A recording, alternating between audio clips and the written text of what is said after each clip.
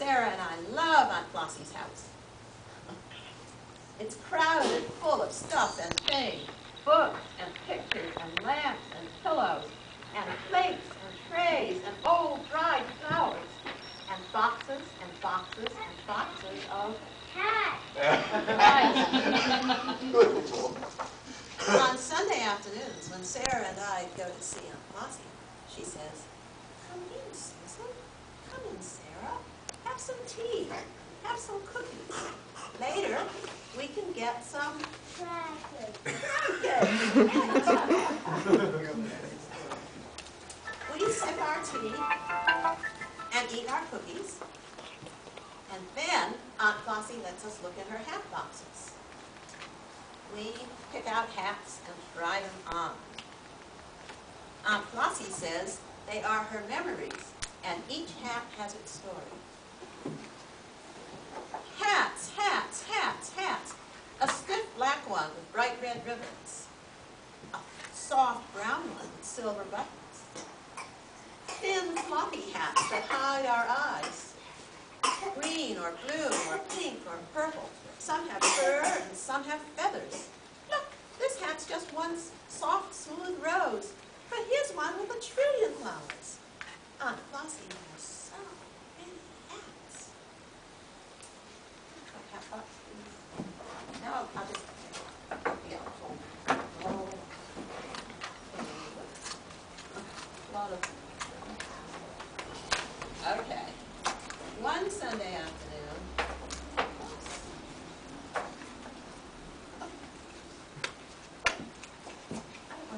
okay. One Sunday afternoon, I picked out a green sort of woolly hat.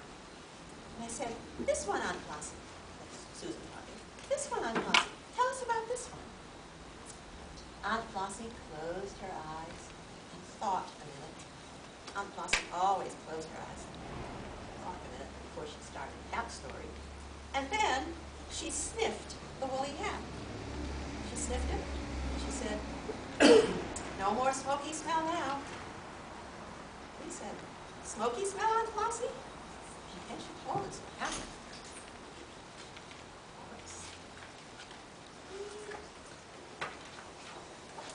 "The big fire," Aunt Flossie said. "The big fire in Baltimore. Everything smelled of smoke for days and days, for miles around.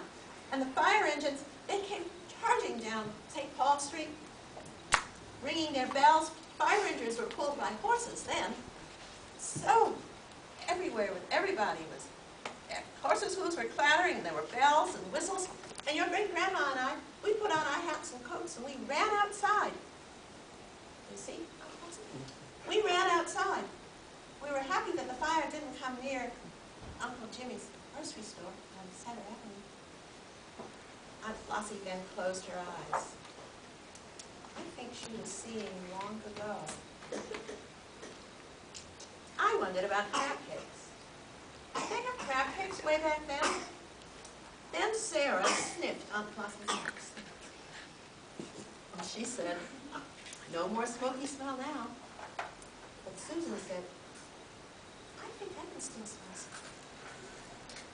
Well, then Sarah tried a different hat. And this was a dark blue one with a red feather. And we said, "This one, Aunt Flossie, tell us about this one." Aunt Flossie closed her eyes and thought a minute. And then she said, "Oh my, what a day.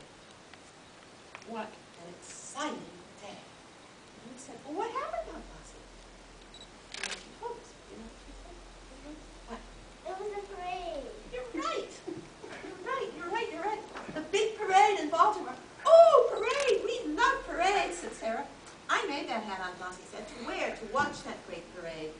There were buglers bugling and drummers drumming and flags flying everywhere. The boys, soldiers, you know, back from France, marching up Charles Street, proud as could be." I wonder what war it was. Do you know anything? What war? What Aunt Flossie did? World War II? Really isn't that?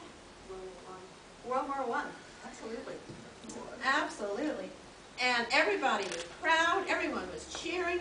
The Great War was over. The Great War was over. Let's have a parade, I said. Sarah put on the dark blue hat. I found a red one with a furry pom-pom, and we marched around Aunt Flossie's house. March with us, Aunt Flossie, he said. But Aunt Flossie was sitting in her chair. Her eyes were closed. She was seeing long ago. Maybe she was dreaming about crab cakes, she said. Then we looked in the very special box. And we loved about this hat because we were in the story and we could help Aunt Flossie tell it. Oops, I'm going to get you to hold both of the sides. Okay. It was Aunt Flossie's special hat. It was a big straw hat with the pink and yellow flowers and the green velvet ribbon. Aunt Flossie's favorite, best Sunday hat. And it's our favorite because we can help Aunt Flossie tell it. So we told the story. Aunt Flossie started. She said, one Sunday afternoon, we were going out to Crabcakes. It was Daddy and Mommy and Aunt Flossie and Sarah and Susan. And we were walking by the water, and the wind came, and it blew away Aunt Flossie's favorite, best Sunday hat. It landed in the water. It was so funny, said Sarah. I didn't think it was funny, said Flossie. Now the best part, I can tell it, said Sarah. A big brown dog came. It was walking with a boy. The boy said, may we help you? My dog Gretchen can get it. And the boy threw a small stone, and it landed in Aunt Flossie's hat. Fetch, Gretchen, fetch! And Gretchen swam, and she swam, and she swam, and she got it! Gretchen got Aunt Flossie's hat. Aunt Flossie's favorite, best Sunday hat. It was very wet, said Aunt Flossie, but it dried, almost like new. My favorite, best Sunday hat.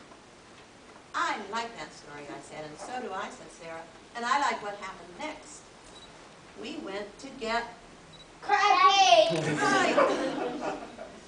Crab cakes, said Aunt Flossie. What a wonderful idea. Sarah, Susan, telephone your parents. We'll get some crab cakes right now.